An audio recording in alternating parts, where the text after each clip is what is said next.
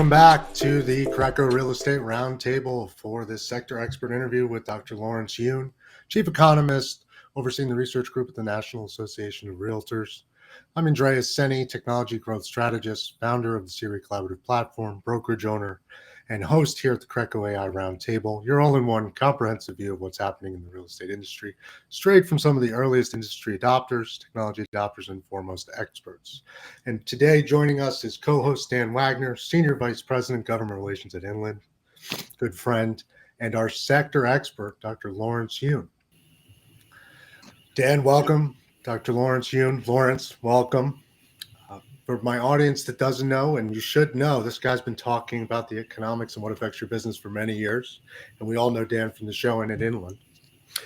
Dr. Yun creates NAR's forecast, participates in many economic forecasting panels, CSPAN. He's in Washington right now, not quite the White House, but next door, I believe.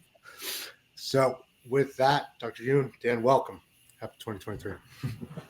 Thank you for inviting. So, Dr. Yun, a little more background on you just for the audience. Dan, they know you, and we're going to jump into it pretty deeply. But how did you get your start? You and Dan have been in and out of rooms, lobbies for different things. How did you end up at NAR, really, getting your start?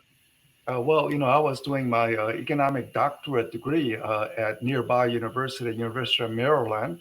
And as a research assistant, I was involved in the macroeconomic forecasting.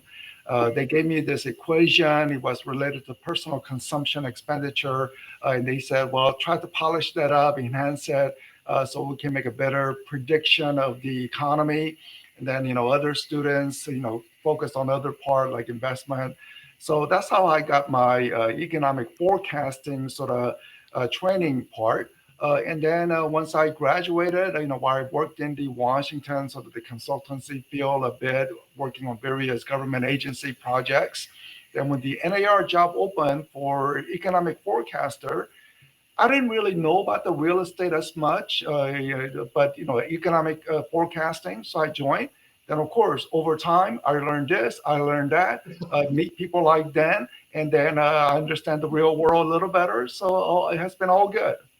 Well, Andre, let me throw in one more thing. I'm in the Chicago world. I'm coming to you live from Oak Brook, Illinois, at our world headquarters of Inland. But the Chicago Agent Magazine just has a really great story in it from Dr. Yun. And I got to tell you, we have, as a part of the National Association of Realtors, we have 1.5 million members. And it's really the realtor family. And talking to a variety of our realtor leaders, all of them are everyone just has such a warm place in their heart for Dr. Yun. And we're all so proud of how Dr. Yun, he represents our real estate industry in such a great way.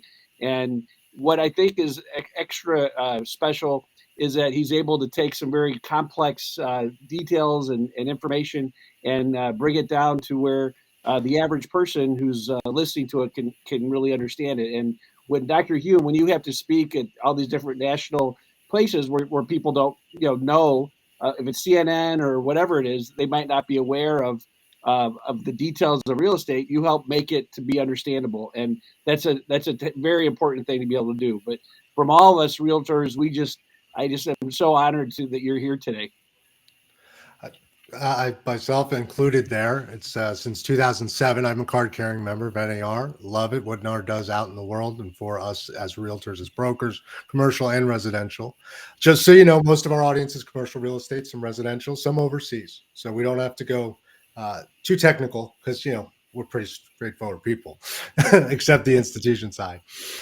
But let's talk a bit about speaking out and what's happening in the world. Here we are. It's 2023.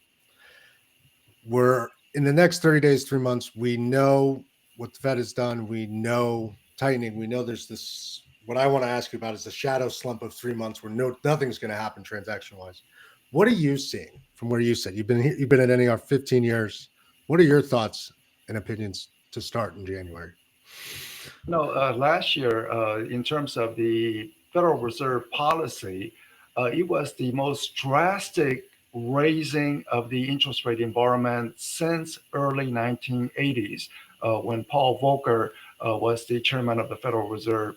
Now, back then, inflation rate was running at double-digit pace for a couple of years, and Paul Volcker said, no, we cannot have the dollar lose the purchasing power.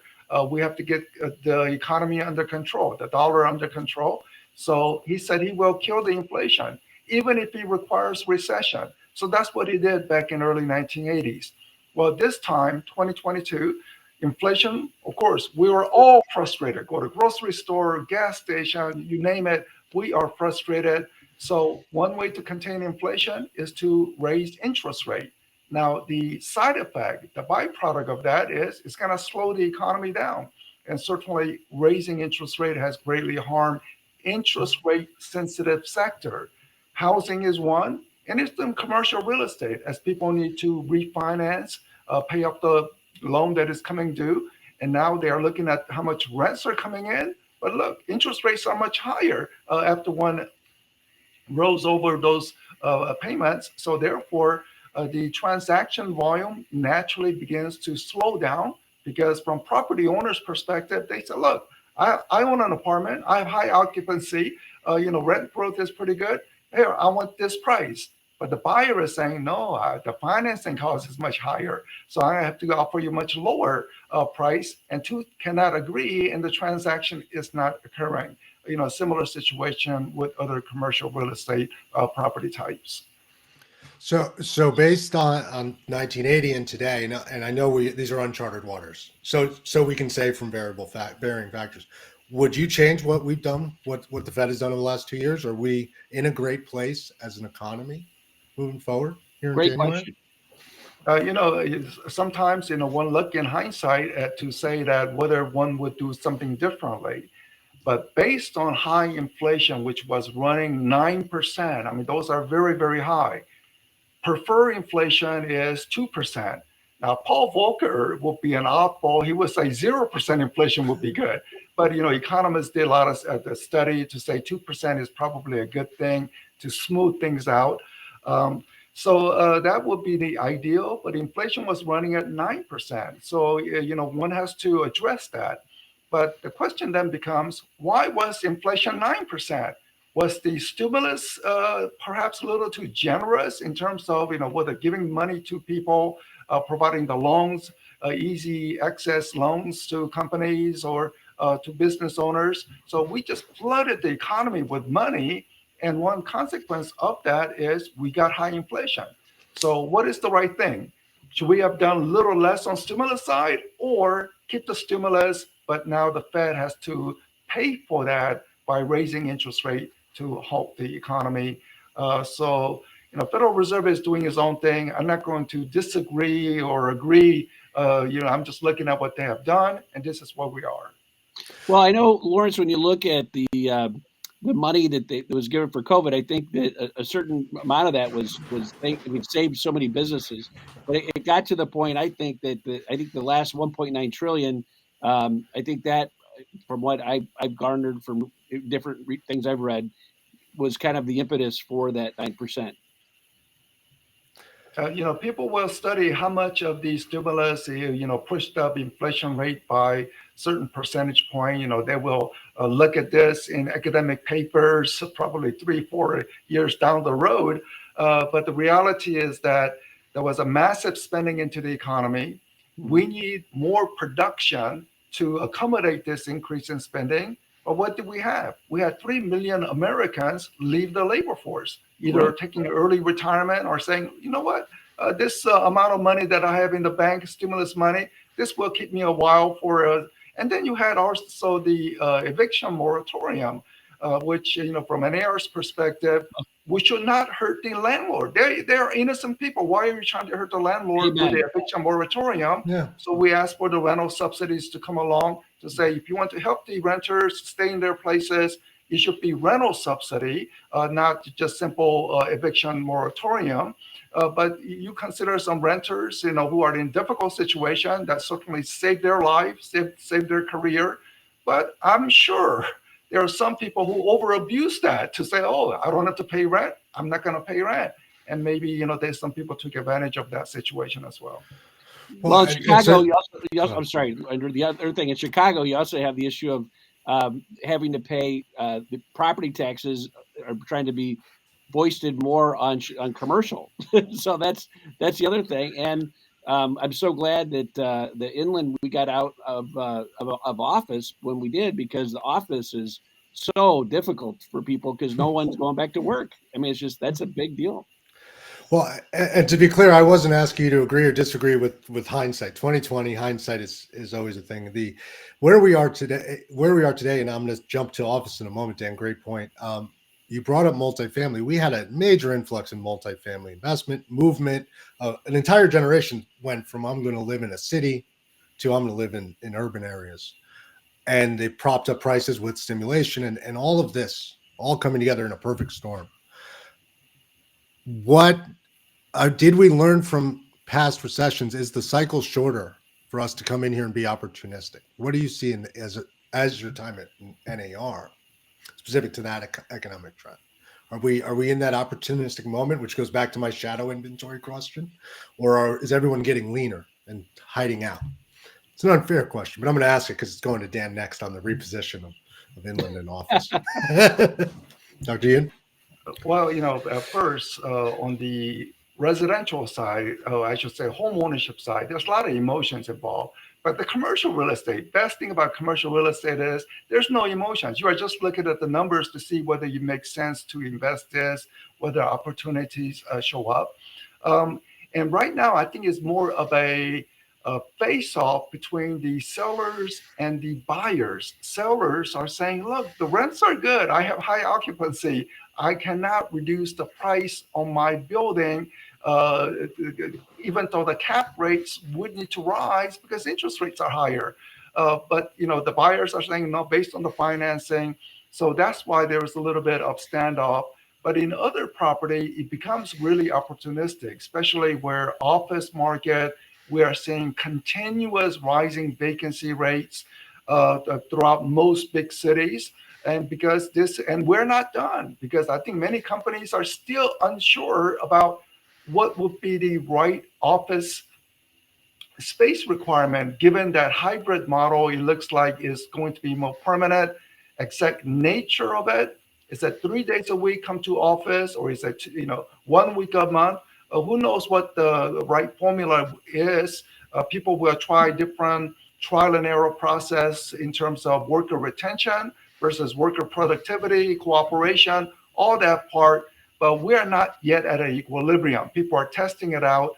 But without a doubt, office space looks very vulnerable, which means that some people who may be financially constrained currently, they don't have a tenant, rents are not coming in, but their loans are due, maybe they want to unload. And this is where some of the investors can say, I am willing to bail you out in some sense. The owner perhaps will not get the full price of what they expected, but at least is to unload the property. And this is where the investors can possibly, look at the numbers and then offer, even with possibility of repurposing after getting that property.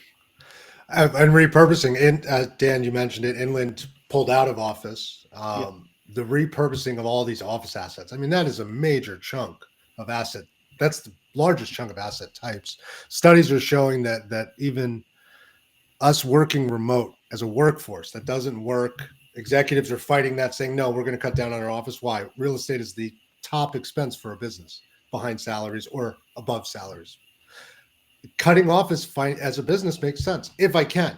But what's inland doing, Dan, with office? Have you sworn it off, or is it something you're coming back to? So what's really cool about inland? We just purchased I think we're at 54 billion of purchases we've done in our over 55 years of being in business, and we still have the 4 teachers at the helm of inland running the show, and having that kind of longevity and understanding of the markets. They've been through these cycles. They know what it was like to go through the 80s, and it's pretty fun talking to them because they know this and they've gone through it.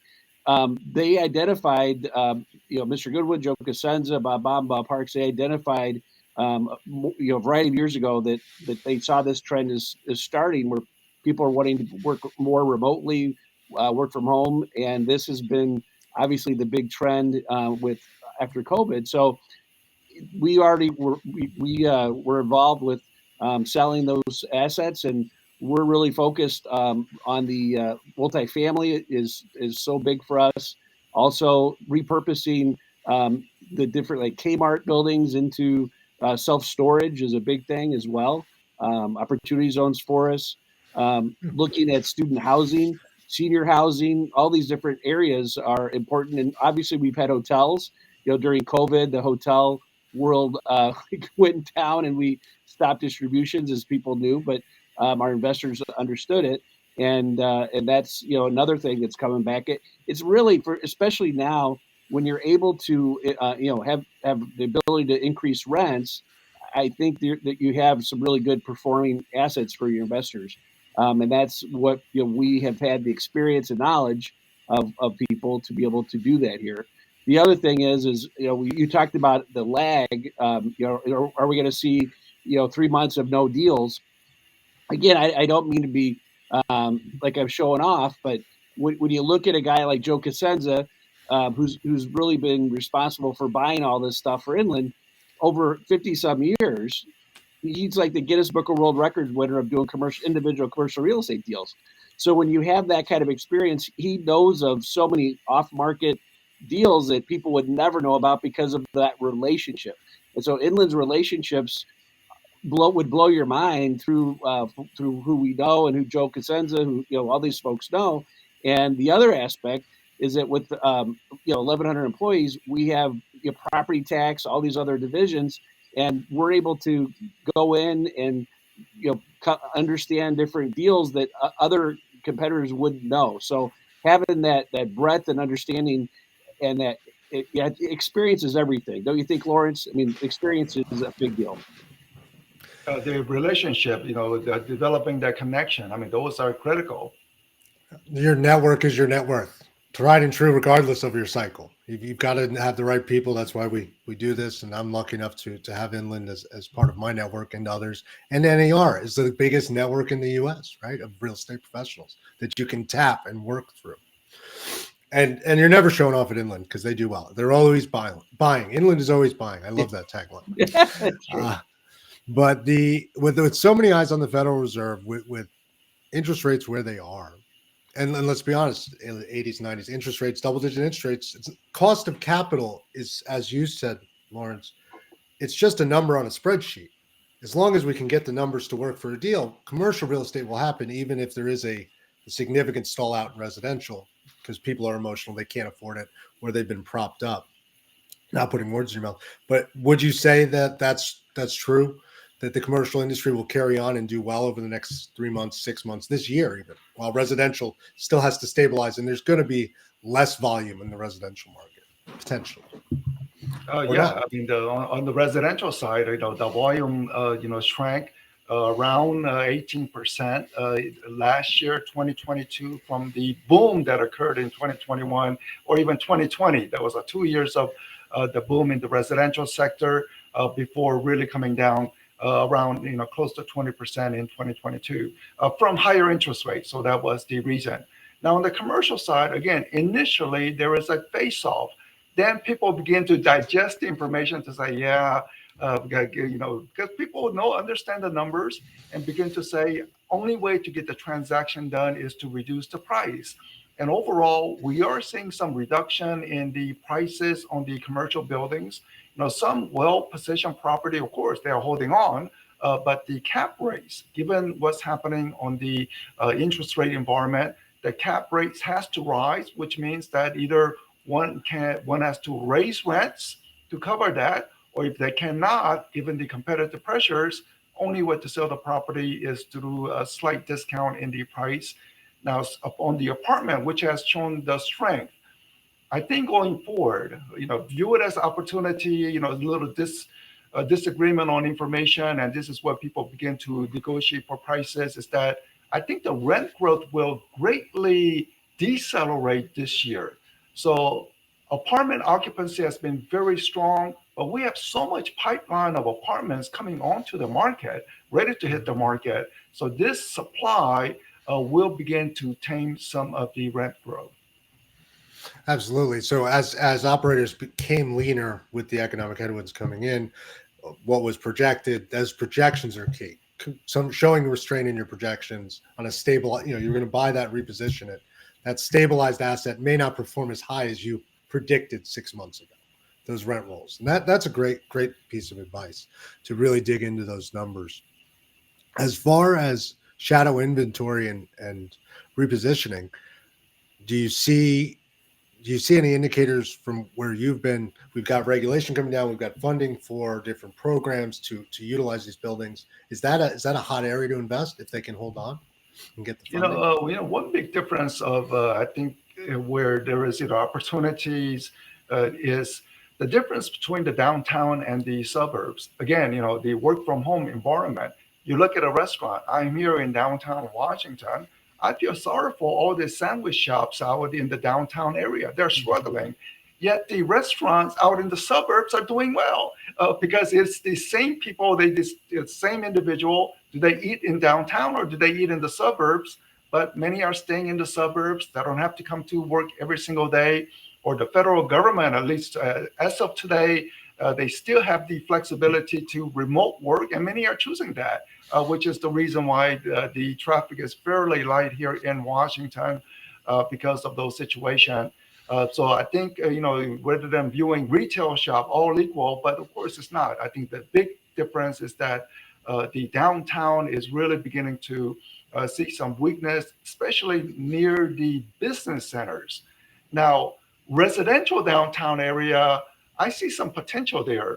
Early months of COVID, people fled because of, they don't want to catch COVID and a high density environment. And then the other part was, the crime. People don't like crime. They see it and they say, no, I'm going to be out of here. So that condition. But at the same time, we have a large millennial generation. They need to live their life, and their life, many consider to be in the city, walking the street. And as more people walk the street, this is actually a good crime prevention as well. There's certainly some policy, but when there is a high density number of people walking the street, then that also provides that a degree of safety. And I think people would then begin to relook at downtown living, along with, say, some of the retail shop that is in residential downtown area that could become very vibrant. And I would highlight that, like in the suburbs here in Chicago, Brookfield Properties owns Oakbrook Mall, Oakbrook Center, and that's going gangbusters. Oakbrook Center has provided more sales tax revenue for the village of Oakbrook than ever in the history of the town. They're really into Louis Vuitton is adding on. They can't get enough space. I mean, it's really very, very vibrant. And then on the other hand, because I think of the safety issues in Chicago, the Michigan Avenue has a variety of vacancies for retail, and I think you hit it on the head regardless of people feeling safe. And I think they feel more safe out in the suburb, like a Oakbrook Mall, than they would, unfortunately, downtown right now. I know, Lawrence, I don't know if you've been to the NAR building recently, but I know folks that have gone there, they just are shocked at the difference of Michigan Avenue. Have you seen the difference?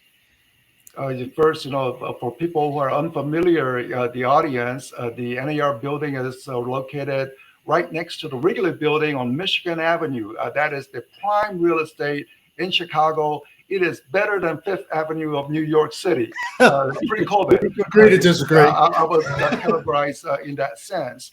But I only visited one or two times, but it was just a simple taxi ride to the building, then going into the building, rather than walking around. So I cannot really make a judgment. But people need to feel safe in order to just do the shopping, window shopping, which then leads to emotional purchases. But if people are not walking the street, it makes it very difficult. I will put a plug in for the NAR building. Is just beautiful, and they've done a great job renovating it, and it's really a terrific thing for our brand to have the NAR building in downtown Chicago, right on Michigan Avenue. And then you have another building in downtown or in Washington that it looks like a ship. I mean, it's another wonderful statement for everybody to see that the real estate community is here, and it kind of wakes up the legislators to make sure they're aware of the power of R. So it's a nice thing. But you're stationed in D.C., right, Dr. Yoon?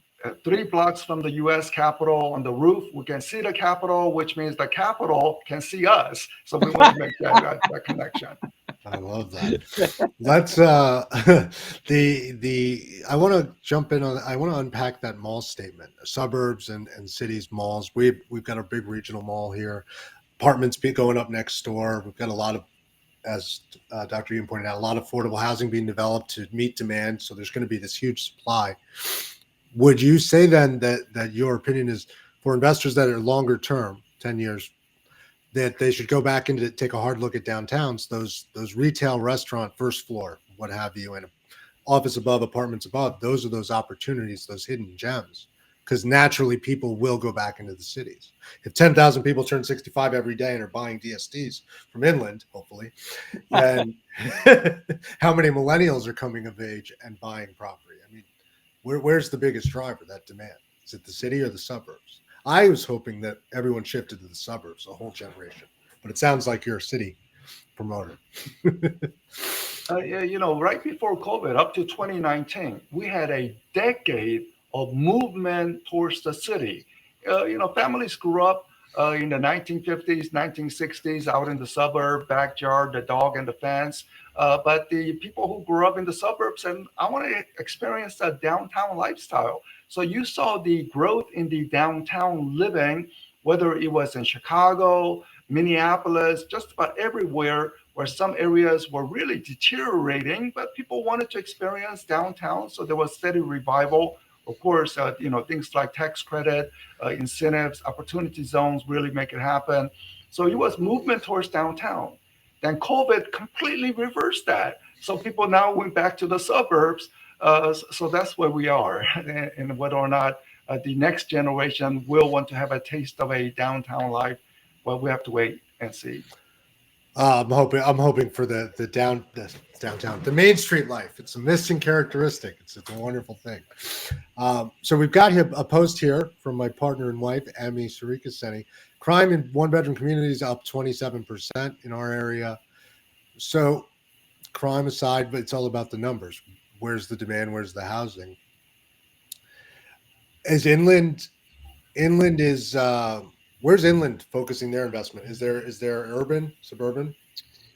I think the big key to inland investing is it goes back to the basics, where the house top, the rooftops, where the jobs are, and the kind of the place that has the sun and the fun, and is kind of where people are focused from our standpoint.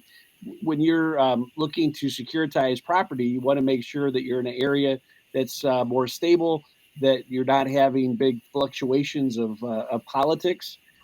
So it's difficult, like in Chicago, it's difficult to buy something in the downtown because the assessor has tripled assessments in some cases. And so when you securitize something, that's a difficult thing to have a big swing in property taxes that you're not used to. So we're looking, the South, Texas, the Florida, Tennessee, those are the typical places. The other, the California is a wonderful place, but the legislative environment is so intense that the idea of being able to afford the ability to do rent increases, and you have rent controls and things like that on each coast, it's a difficult thing where everybody's talking about that. So we're focused on more of the Texas, Florida, Tennessee, that kind of thing. We're open to also lots of other developments where there's a good opportunity, but in general, just doing a generalization, that's kind of what we're looking at. And I would say that when the question about the crime in bedroom communities, like in Chicago, we have crime is because of the large amount of crime in Chicago.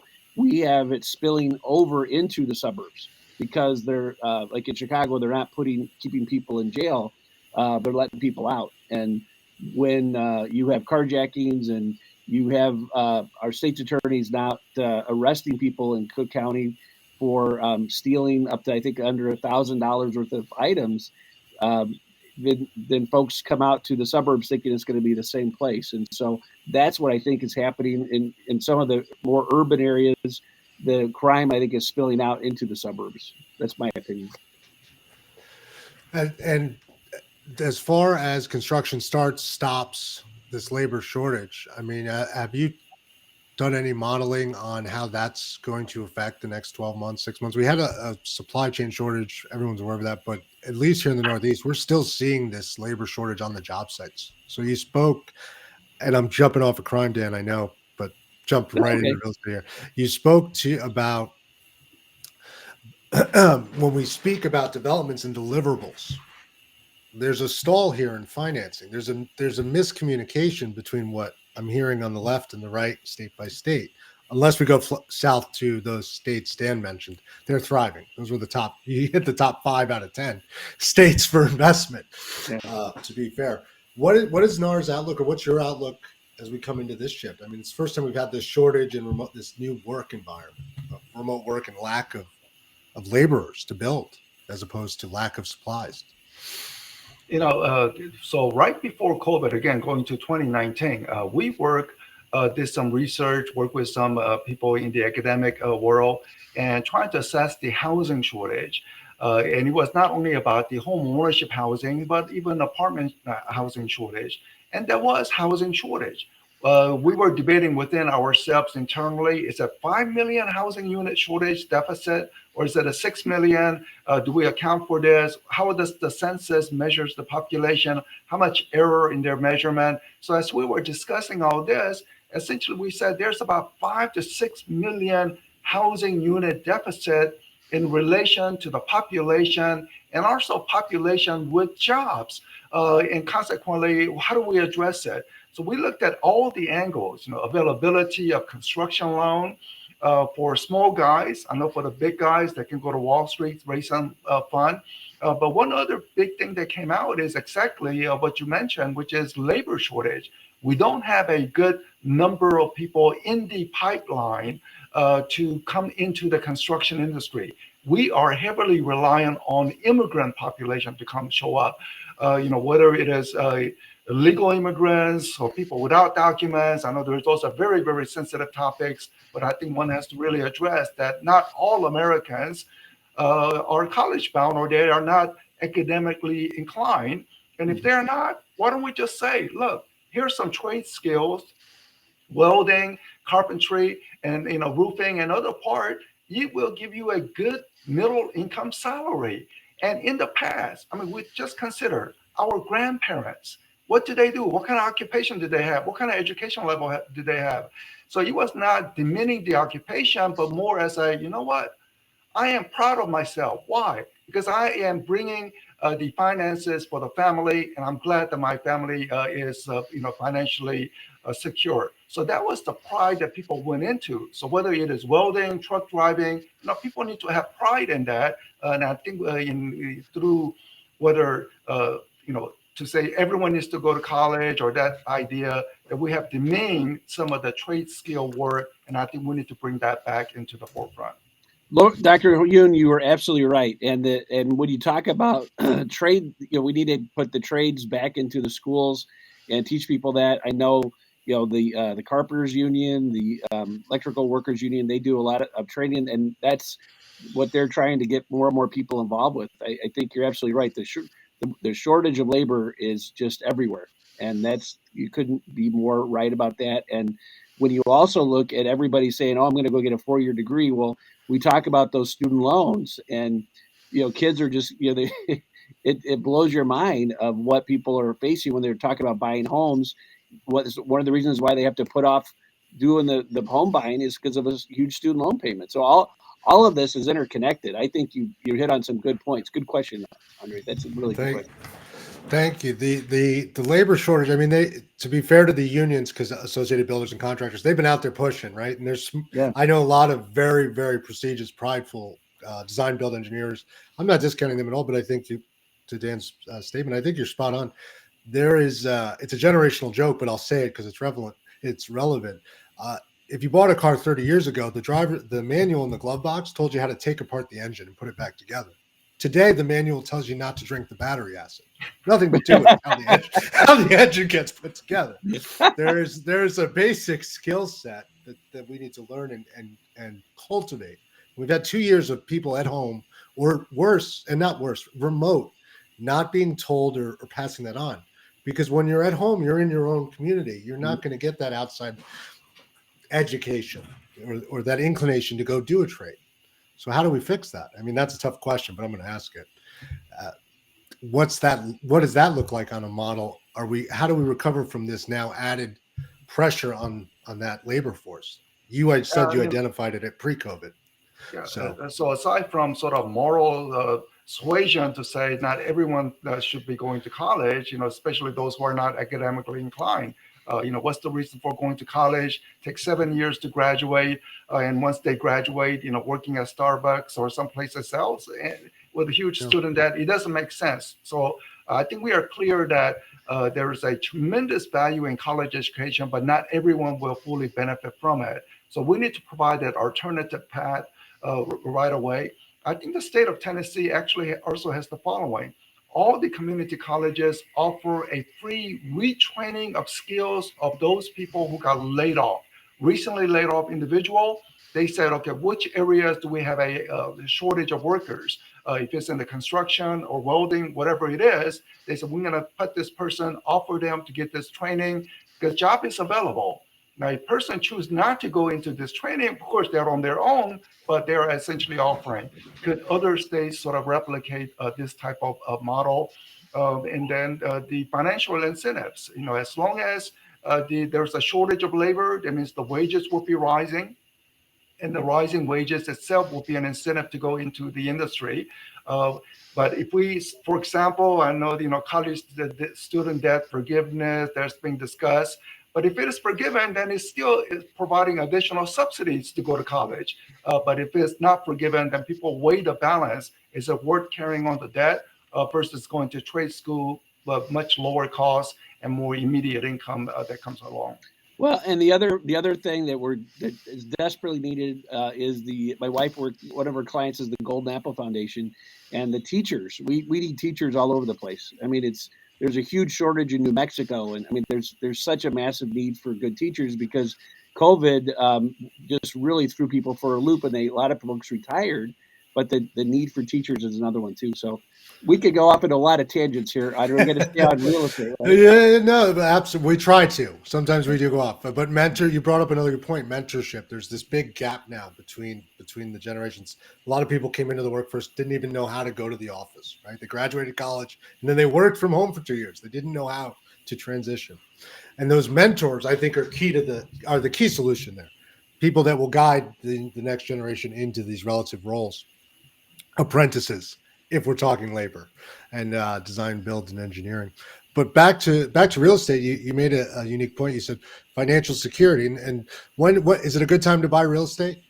We're all realtors here, right? Yes, it's always a good time to buy real estate. Yes, that's the answer. What do you think? That's the answer. Yes, I'm just checking. We're all, but it's always a good time. So if we can invest, and maybe you're not buying the fee simple asset, maybe you're buying deeds or tax liens. There are a lot of ways that these young professionals, I think Wall Street Journal calls them Henrys, high earners, not rich yet. There's a lot of money out there for people that can come into real estate that may or may not be looking. And my thought is they should be, as is Dan's. What's yours? Real estate is the safest bet today, Lawrence. I think everyone should have some of their financial asset and real estate. And of course, homeowners automatically, they have some exposure to real estate just by owning a home. But even people who want to look at commercial real estate property, people need to recognize these are tangible assets. I mean, it's not like a cryptocurrency where there could either be a fraud or somehow disappear into the cyberspace in some way. This is a tangible thing that is right there that people cannot miss. And also, it's a good hedge against inflation. You look at the land prices or even home prices, commercial real estate buildings back in 1970, and you say, what was it back then versus what it is today? So despite all the business cycle or real estate cycle that go along with it, you look at the value and it keeps up with inflation.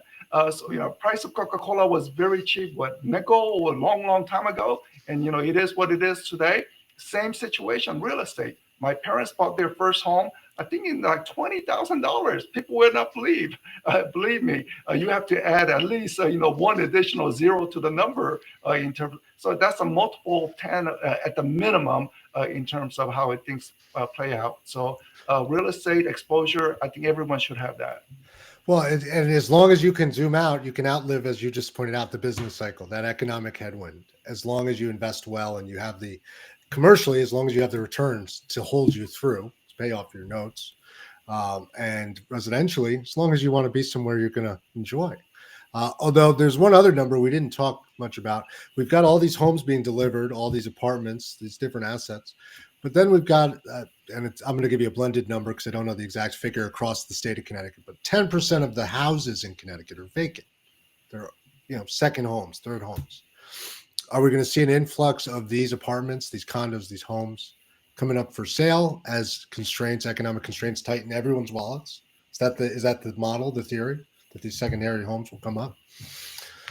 First assumption on economic recession, I think we are still debating or not whether we will go into a recession. Certainly like Ukraine, GDP is collapsing by 30% from the terrible situation happening there. Germany is probably going to go into a recession. The energy prices, because they were so dependent on Russian energy, is quadruple. I mean, it's just for homeowners who used to pay, say, $100 per month, now have to pay $400 per month, or the business community has to pay that amount. So it's a huge increase, and that's going to shave off some of the economic potential out in Germany. And since globally we are interlinked in some way, I know there's more to self-sustain, trying to inshore some of the manufacturing here into the US, but still, we are still interconnected. So when Europe is weak, it's going to bring down the US economy. But at the same time, there's still enough strength in the US economy that GDP is running 1% or maybe zero, sort of bouncing along there. Healthy GDP number will be 3%. But let's do the worst case scenario. Let's say somehow the GDP really plunges, go down 3%. Well, that means that people will really struggle financially. They don't have the extra cash for that more luxurious discretionary spending like second home, second apartment, and that will hurt. But in my baseline scenario, in my forecast, I just have a sluggish economic growth. At the same time, job creation is a very unique situation. We have more help wanted sign than people who are unemployed. It's not a perfect match in terms of who lost job versus what's open, but we still have more job opening compared to people who are losing job. So given this scenario, I think people are finding jobs. At least they need to have some income. So overall income for the country is still rising. And one consequence of this hybrid work from home is, I believe, 10 years from now, it will be a very common phenomenon for Americans to have a second home within the extended family. What I mean by that is we currently have 2 cars in the garage. I mean, those are luxury compared to the past generation. But I think people will have the second home within the extended family as being a very normal, because I get to use that vacation home this week. Then my sister get to use it next week. And then, my uncle get to use it the next week, and so forth. Because, everyone who has work office employment will try to schedule to say, I'm going to work remotely on this week. And of course, they are using the vacation home. So vacation home, I'm very optimistic over the long run, even though there may be short-term cycles. Good for you for catching my back end into where we are in the economy on that statement. The savings. Stephen Bielik wrote in, more savings and purchasing power in the 80s than today. As you just pointed out, you're bullish on where we are as an economy. We're growing. People are moving. Transactions are happening. Everything I'm hearing is reasons to invest, not to slow down. So why are we seeing lenders slowing down? Is it just because of the tightening on these forecasts, the rental concerns, the inflation cost of capital? Capital is not being written as fast. Back to my 3-month window. Dr. Yoon, is there a slump, or are we bullish? Are we bearish or bullish in the next 3 months, the next 6 months, or the year? I think the next 3-6 months is still uncertain environment. So caution. I think the banking industry would be very, very cautious. They don't want to be holding the bag if the economy was to go into more deeper recession. So the banking industry are very cautious. The interest rate environment is saying, yeah, it is difficult to borrow money condition unless you want to pay more higher interest rates. So over the next 6 months, it's still very uncertain. And this is again, people who are more bullish over the long term take opportunity to say that, yeah, I know it's a little stretch to borrow the money, but I'm going to borrow it now, knowing that I don't have to compete with other buyers at the moment. Because when the other buyers show up, of course, you have less chance to win that bid. So people should view it that way.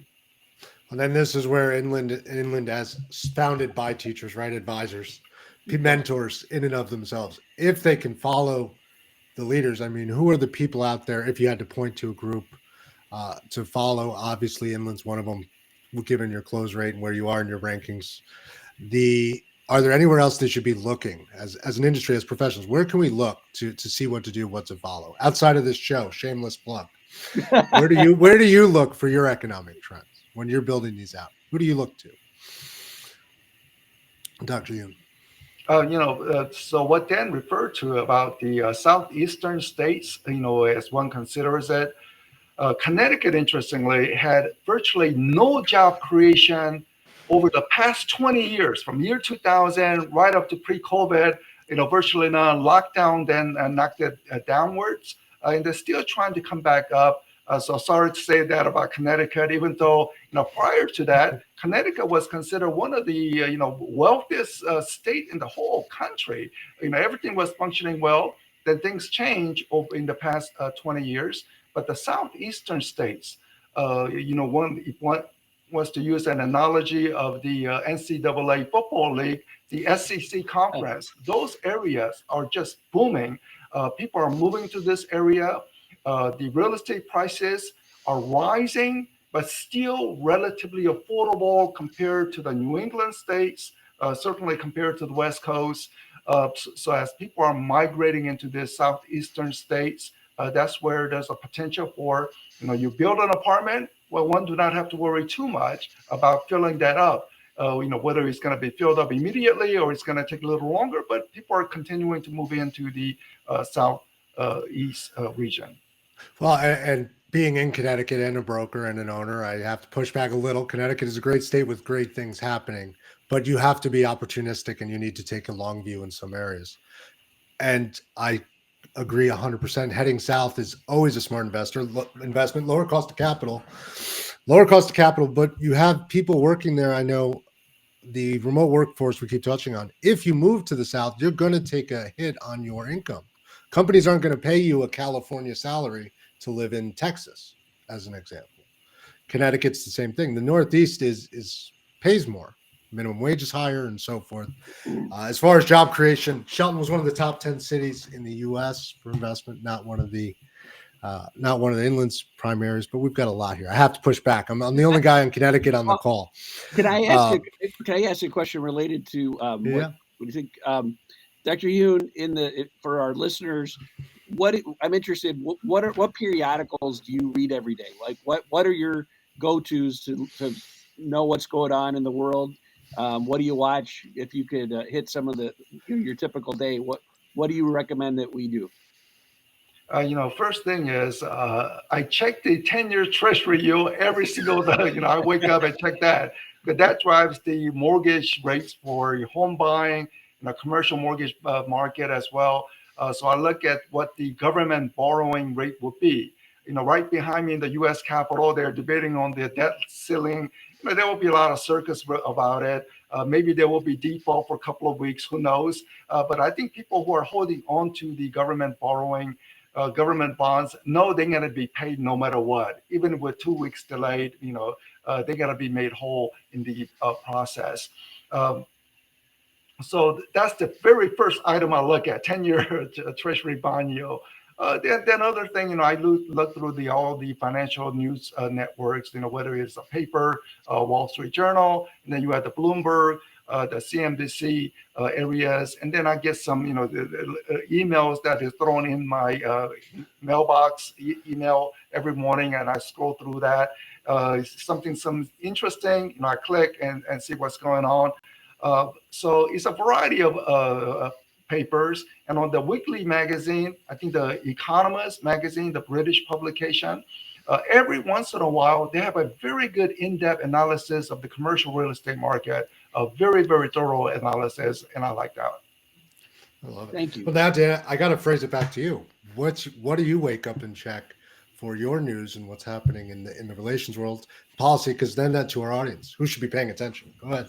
I think I think that with the devastation of what's happened with the newspaper industry and how things are changing, the best thing I read every day is the Wall Street Journal. I recommend that to everybody. I get it delivered to my house. I'm 55. Still read it. Yeah. I'm old fashioned. I like having a paper in my hand.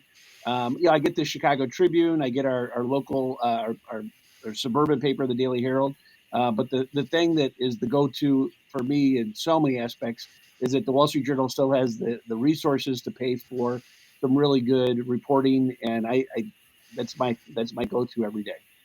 I love it. I'm a digital native, right? So not a digital native in the generational sense, but Google alerts. Wall Street Journal is a constant appearance, as well as you are, Dr. Yoon, when you're speaking on different things. We're getting to the top of the hour, so we're right on time here. The Wall Street Journal, the periodicals, it sounds like big name papers, or the Bloomberg if we don't have it, the Treasury yield. Those are your two indicators. So really finding your market. Locally, the New England Real Estate Journal has been fantastic here. Very concise and great insights, as well as talking with roundtables like this, figuring it out. That's my go-to. Those emails, seeing what's what, listening to you guys. So here we are at the top of the hour. We covered, employment, houses, the Fed, almost everything. Crime. Crime is a first for us on this show. Yeah. Double density changes. One other thing I will say about heading south, because I have to say it, going green by going south. It's cheaper and there's more sunlight, to your point, Dan, sunnier weather for all of the green initiatives, solar power. I mean, it's a great market, but don't count Connecticut out. We've got a lot of good things coming, just like Boston and Massachusetts. As we get to the end here, what is the one person in your mind, Dr. Yoon, who should be paying the most attention right now? Is it the first-time home buyers, the real estate investor? Who has the largest opportunity to profit? Is it the young professional who hasn't gone to college yet? I think there is this pent-up demand for housing demand. For commercial real estate, you can view it in more terms of land development, land purchase part, because there is a desire to own. People simply cannot own in this unaffordable environment of high mortgage rate, and with home prices having risen 30% in the past 3 years. I mean, those are huge gain in short span of time. So I think there is that desire, yet they cannot. But if there's an opening for opportunity, whether there's an increased supply coming onto the market, or whether there's a geographic migration to seek out affordability in the next county, exurbs, or even moving into different states. So I think this will be some of the big demographic driving pattern that is likely to occur. Wow. So housing opportunities for those in shift, those that can shift, I should say, with the economics they need to. Dan, what is the biggest opportunity from a policy standpoint for people to be paying attention? Who should be paying attention to the changes that are coming out of the government policy? 1031? So the good news is that there's gridlock in Washington, and that's probably the best news, because when you have just one party in charge, that a lot of stuff can get zoomed through, and so it's good to have the government where it's in the hands of different people.